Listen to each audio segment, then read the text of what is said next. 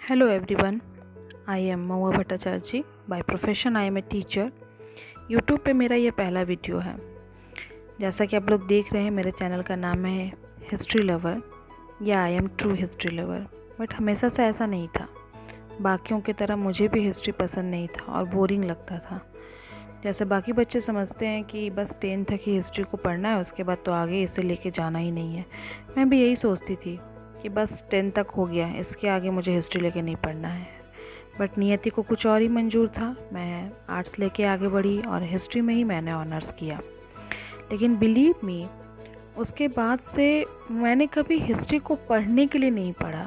उसके बाद से मुझे हिस्ट्री से प्यार हो गया. मैं हिस्ट्री को समझने लगी. और जिस किसी को भी हिस्ट्री बोरिंग लगती है उसके लिए मैं यही कहना चाहूँगी कि हिस्ट्री कभी भी रटने या पढ़ने का सब्जेक्ट से भी ज़्यादा समझने का सब्जेक्ट है. हिस्ट्री फील करने का सब्जेक्ट है. जिस दिन आप हिस्ट्री को फील करने लगोगे उस दिन से आपको हिस्ट्री बोरिंग नहीं लगेगी. और इस चैनल के माध्यम से मैं यही कोशिश करना चाहती हूँ कि जो लोग ऑलरेडी हिस्ट्री लेके पढ़ रहे हैं, चाहे वो 6 to 12 के स्टूडेंट हो, चाहे वो ग्रेजुएशन के स्टूडेंट हो, मास्टर्स के स्टूडेंट हो, या किसी भी कम्पिटिटिव एग्ज़ाम की प्रिपरेशन कर रहे हैं, हिस्ट्री हर जगह ज़रूरत होती है. तो जो पढ़ रहे हैं ऑलरेडी उनको हिस्ट्री इंटरेस्टिंग लगने लगे. और जिनको हिस्ट्री बोरिंग लगती है, वैसे बच्चे जो हिस्ट्री पढ़ना ही नहीं चाहते हैं, उनको हिस्ट्री बोरिंग ना लगे, उनको हिस्ट्री इंटरेस्टिंग लगे. इतनी कोशिश मैं ज़रूर करूँगी अपने इस चैनल के माध्यम से. अभी मैं एक इंट्रो वीडियो बना रही हूँ. आज का मेरा पहला वीडियो इंट्रो वीडियो है हिस्ट्री पर. इसके बाद मैं सब्जेक्ट क्लास वाइज भी बनाऊँगी, चैप्टर वाइज भी बनाऊँगी. 6 से स्टार्ट करके क्लास वाइज, चैप्टर वाइज भी बनाऊँगी. और आगे आप लोग को जिस टॉपिक पे वीडियो बनानी रहे वो मैं उस पर आगे काम करूँगी, उस पर आगे वीडियो बनाऊँगी. आज मेरा ये इंट्रो वीडियो है. तो आज का मेरा पहला वीडियो है हिस्ट्री के बारे में, इंट्रोडक्शन कि व्हाट इज़ हिस्ट्री. हिस्ट्री है क्या. तो इतिहास जो है, इतिहास का अर्थ होता है वैसी घटनाएं जो निश्चित रूप से घटी हैं.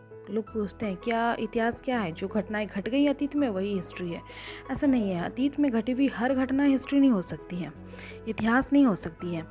इतिहास वैसी घटनाओं को कहा जाता है जो निश्चित रूप से घटी होती है तथा जिसका प्रमाण उपलब्ध हो, किसी भी ना किसी रूप में जिसका प्रमाण उपलब्ध हो. आगे हम लोग उसी के विषय में बात करेंगे कि क्या प्रमाण है, क्या साक्ष्य हैं इतिहास को जानने के. तो यूनानी इतिहासकार जो हेरोडोटस थे, उन्हें आधुनिक इतिहास का जनक कहा जाता है, अर्थात फादर ऑफ हिस्ट्री. कुछ विद्वान जो हैं वो इतिहास को हिस्ट्री, दैट मीन्स ही को अलग करके उन्होंने सिर्फ इसे एक स्टोरी माना. History is a story, that's it, nothing else. लेकिन ऐसा नहीं है. विद्वानों में तो मतभेद चलते ही रहते हैं. भारत का इतिहास जो है वो कई हजार वर्ष पुराना है. और इतिहासकारों ने हिस्ट्री को ईजीली जानने के लिए कुछ विद्वानों ने इसे 3 भागों में विभक्त किया है, जिसका पहला पार्ट है प्रागैतिहासिक काल, दूसरा है आद्य ऐतिहासिक काल और तीसरा है ऐतिहासिक काल. प्रागैतिहासिक काल कौन सा काल है, जिसमें हम लोग पाषाण युग को रखते हैं. जनरली नवपाषाण युग, मध्य पाषाण युग और पूरा पाषाण युग. तो ये कौन सा एज है, सुनने में बहुत हेवी वर्ड लगते हैं, प्रागैतिहासिक काल, नवपाषाण युग, लेकिन ऐसा कुछ नहीं है. वो ऐसा काल था जिसमें कि हम आदि मानव, जो इंटरेस्टिंग है, सबसे ज़्यादा हमारे इंटरेस्टिंग टॉपिक है हिस्ट्री का, जो प्राचीन काल में कैसे बंदर से लोग इंसान बन गए, तो वो है प्रागैतिहासिक काल, जिसमें कि नवपाषाण युग, पूरा पाषाण युग, मध्य पाषाण युग आता है. सबसे पहले पूरा पाषाण है, फिर मध्य पाषाण, फिर नवपाषाण, उसके भी पार्टीशन है. तो उसको जानने का बस यही है कि वो एक ऐसा काल था जिसमें लोग जो हैं वो शिकारी होते थे, खाद्य संग्राहक होने लगे. धीरे धीरे आगे जाके शिकार करके अपना भोजन खोजते थे. धीरे धीरे उन्होंने आग जलाना सीखा, खेती करना सीखा, पशुपालन सीखा. तो मतलब आधुनिक मानव में वो परिवर्तित हुए. वो है प्रागैतिहासिक काल. दूसरा उसका इम्पॉर्टेंट पॉइंट ये है कि वो एक ऐसा काल था जिसमें किसी भी प्रकार के लेख उपलब्ध नहीं थे. दूसरा है हमारा आद्य ऐतिहासिक काल, जो कि है हड़प्पा जिसमें आता है, जिसमें लिखे हुए साक्ष्य तो मिलते हैं, सिंधु घाटी सभ्यता जिसको बोलते हैं, इसमें लिखे हुए साक्ष्य तो हैं, लेकिन वो साक्ष्य को पढ़ा नहीं जा सका. वो एक ऐसी लिपि है जिसे पढ़ा नहीं जा सका. उसे गूढ़ लिपि या फिर रहस्यात्मक लिपि बोला जाता है. तीसरा हमारा है वैदिक इतिहास, जिसमें कि ऐतिहासिक काल जिसको बोलते हैं, जिसमें हमारे सारे वेद ऋग्वेद, यजुर्वेद, सामवेद, अथर्ववेद लिखे गए हैं, पुराण लिखे गए हैं, राजा महाराजाओं के इतिहास लिखे गए हैं। तो जहाँ पर मतलब साहित्यिक स्रोत मिलना शुरू होते हैं, लिखित वेद पर, लिखित साक्ष्य पर जो है हिस्ट्री को जाना जाता है, उसे हम वैदिक इतिहास, ऐतिहासिक काल बोलते हैं। भारतीय इतिहास के स्रोत के बारे में अगर हम जानें तो सबसे पहला हमारा पॉइंट है पुरातात्विक साक्ष्य। तो पुरातात्विक स्रोतों के अंतर्गत उत्खनन अर्थात खुदाई में प्राप्त जो वस्तुएं मिलती है ना, ये भी बहुत हेवी वर्ड है। पुरातात्विक साक्ष्य है क्या? कुछ नहीं है, जो मिट्टी में जो गड़ी हुई चीज़ें हैं, जो दबी हुई चीज़ें हैं, जिनको खुदाई के दौरान प्राप्त किया और उसके आधार पर जो है इतिहास का निर्धारण किया गया कि क्या हुआ रहा होगा, उसे ही पुरातात्विक साक्ष्य कहते हैं। इसके अंतर्गत अभिलेख, मुद्राएं और प्राचीन खंडहर ये सब आते हैं। इसके अतिरिक्त जो जीवाश्म है उसका अध्ययन कर भी पता लगाया जाता है कि ये जो वासी हैं, रहने वाले थे यहाँ के, वो कितने पुराने हैं, उनके बारे में जानकारियाँ मिलती हैं। दूसरा है हमारा साहित्यिक स्रोत जो है। साहित्यिक स्रोत प्राचीन भारतीय इतिहास को हम दो भागों में विभक्त करते हैं। एक है हमारा धार्मिक साहित्य और एक है धर्मेतर साहित्य। और धार्मिक साहित्य को भी बांटा गया है 3 भागों में, ब्राह्मण साहित्य, बौद्ध साहित्य और जैन साहित्य। तो ब्राह्मण साहित्य क्या है? वही जो हमारा वेद पुराण है, चारों वेद उसमें आ जाते हैं, उसे हम ब्राह्मण साहित्य कहेंगे। और बौद्ध साहित्य हम जानते हैं, बौद्ध साहित्य बौद्ध धर्म, गौतम बुद्ध के बारे में जो लिखा गया। त्रिपिटक सबसे प्राचीन बौद्ध ग्रंथ है और इसमें सूत पिटक, विनय पिटक और अभिधम पिटक आते हैं। और जैन साहित्य में आचारांग सूत्र है, जैन भिक्षुओं के आचार नियमों का इसमें उल्लेख बताया गया है। भगवती सूत्र जो है, इसमें महावीर के जीवन के बारे में पता चलता है। और इसके अतिरिक्त जो फर्स्ट पॉइंट था हमारा पुरातात्विक साक्ष्य, उसमें अभिलेख वगैरह भी आते हैं। अभिलेख में अशोक के अभिलेख जो हैं वो काफ़ी इंपॉर्टेंट है, उसके द्वारा जो उन्होंने शिलालेख, 14 शिलालेख जो उन्होंने लिखवाई हैं वो काफ़ी इंपॉर्टेंट है। और अभिलेख क्यों इंपॉर्टेंट है? इसका रीज़न ये है कि अभिलेख या पत्थर पर जो भी धातु पर खुदी हुई चीज़ें होती हैं उसे ही अभिलेख कहा जाता है। तो वो इसलिए ज़्यादा इंपॉर्टेंट होती है क्योंकि उनमें हेर फेर कर पाना संभव नहीं होता है। दस्तावेजों में फिर भी आप हेर फेर कर सकते हैं, लिखित दस्तावेजों में, लेकिन पत्थर पे, धातु पे जो लिखी गई हैं, शिलाओं पे जो लिखी गई हैं, उसमें हेर फेर कर पाना संभव नहीं होता है।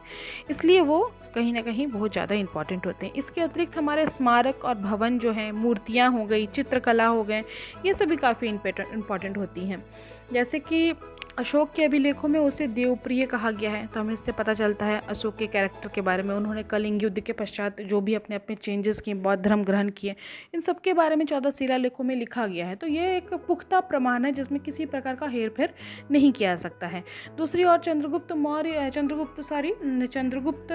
अगर देखें हम समुद्रगुप्त के बारे में, तो गुप्त साम्राज्य के शासक थे समुद्रगुप्त। उनके समय के सिक्के मिले हैं जिसमें कि एक तरफ संस्कृत में उनके नाम लिखे गए हैं और दूसरे और वीणा बजाते हुए उन्हें दिखाया गया है। इससे ये ज्ञात होता है कि गुप्त काल के सम्राट समुद्रगुप्त संगीत प्रेमी थे, उन्हें संगीत से प्यार था। तो ये सब जो पुरातात्विक साक्ष्य हैं, ये इनको हेर फेर नहीं किया जा सकता है, इससे सटीक जानकारियाँ हमें मिलती हैं। तो मूर्तियाँ हो गई, चित्रकला हो गए, अवशेष हो गए, इन सब से हमें जो है जानकारियाँ मिलती है इतिहास के बारे में। इतिहास के स्रोत हैं ये सब।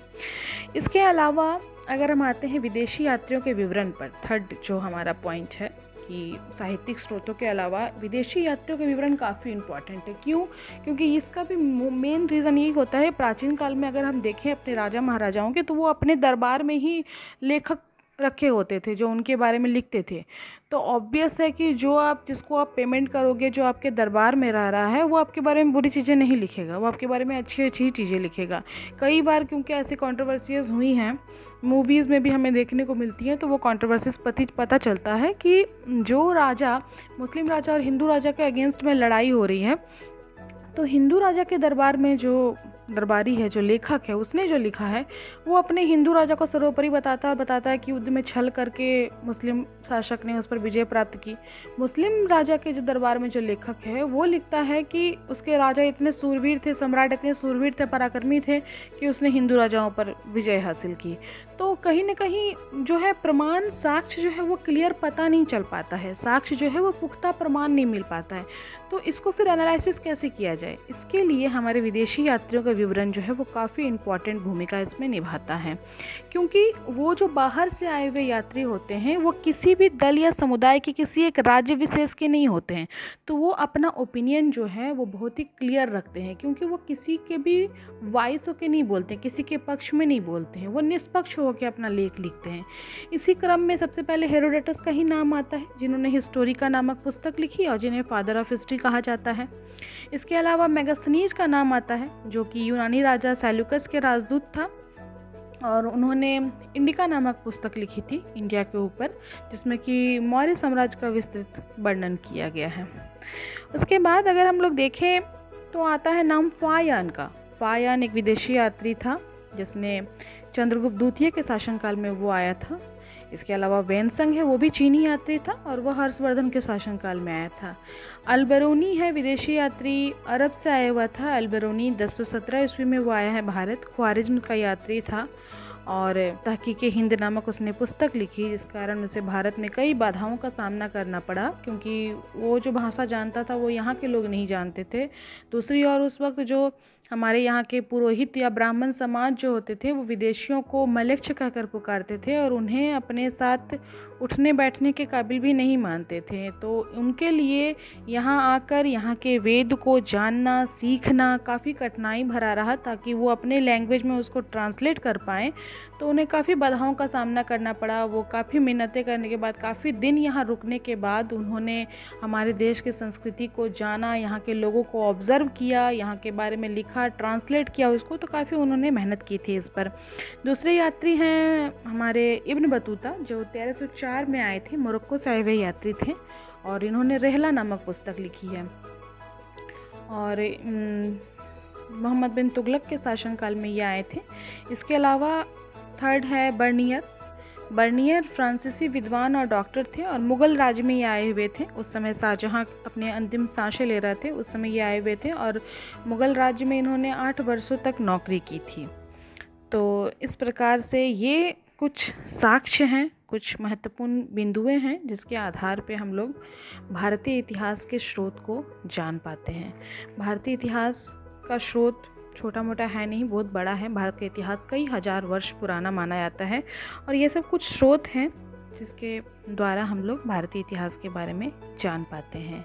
इसके बाद ही नेक्स्ट हमारा आता है सिंधु घाटी सभ्यता। सिंधु घाटी सभ्यता के बारे में हम लोग नेक्स्ट वीडियो में बात करेंगे। बहुत ही इंटरेस्टिंग टॉपिक है और चूँकि वो आदि ऐतिहासिक काल में आता है तो उसमें कोई भी लिखित साक्ष्य नहीं है। लिखित साक्ष्य नहीं होने के बावजूद भी पुरातात्विक साक्ष्य काफ़ी मात्रा में उपलब्ध हुए हैं, जिसमें कि उसके राजनीतिक जीवन, आर्थिक जीवन, सामाजिक जीवन सभी के बारे में हमें पता चलते हैं पुरातात्विक साक्ष्यों के आधार पर ही। काफ़ी विद्वानों में उस विषय पर मतभेद भी है। इतिहास के हर विषय पर विद्वानों को कुछ न कुछ लेकर मतभेद ही है, क्योंकि वो कहीं ना कहीं कल्पना से जुड़ा हुआ है, कहीं ना कहीं लिखित साक्ष्य होने के बाद भी, जैसे मैंने बताया कि वो राजाओं के द्वारा अपने द्वारा लिखे होने के कारण काफ़ी एनालिसिस करने के बाद जो है उसमें कुछ पुख्ता प्रमाण मिलता है। इसीलिए इतिहासकार हमेशा कहते हैं कि इतिहासकारों ने ये कहा, माना है। कभी भी ये नहीं कहा जा सकता है कि इतिहासकारों ने ये कहा है। प्रूव्ड बाई, किसी को भी 100% ठप्पा लगा के इतिहास में ये बातें नहीं कही जा सकती है। इतिहास कहीं ना कहीं कुछ हद तक कल्पना पर आधारित है। तो इस प्रकार आज का मेरा ये वीडियो ख़त्म होता है। कैसा लगा आप लोग को ये वीडियो ज़रूर बताइएगा, और स्टूडेंट्स तक मैं कम्युनिकेट कर पाई या नहीं, क्या कमियां रह गई, इसके बारे में ज़रूर बताइएगा। आगे भी मैं इस तरह के इंटरेस्टिंग वीडियो बनाती रहूँगी और कोशिश बस यही करूँगी कि हिस्ट्री को सरल बना सकूँ, अपने लैंग्वेज में हिस्ट्री को ईजी बना सकूँ, सरल बना सकूँ। हिस्ट्री उतना डिफ़िकल्ट है नहीं। कुछ लैंग्वेजेस हैं, इतनी हेवी लैंग्वेजेस हैं कि कुछ डेट्स हैं इतने कि बहुत हार्ड लगता है हिस्ट्री, लेकिन है नहीं हिस्ट्री वैसा। जहाँ तक नोट्स और क्वेश्चन आंसर का सवाल है तो मैं उसका PDF बना के लिंक शेयर कर दूँगी, ताकि सबको इजीली नोट्स अवेलेबल हो जाए, उसमें कोई प्रॉब्लम ना हो। Okay, then thank you.